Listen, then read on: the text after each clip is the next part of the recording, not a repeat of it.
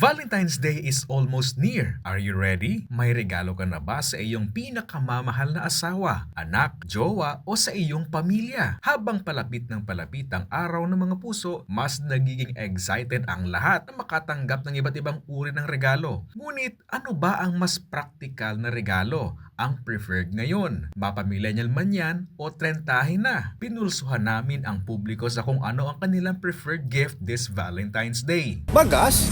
Bagas? Ito ang grabing effort bagas Siyempre nagtanong ka pa nag-ani. Yan naman ang effort sa bagas. Si Aileen naman, both umano ang preferred. Bigas.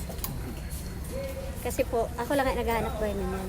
Siguro sasabihin ko sa iya, kwarta na lang.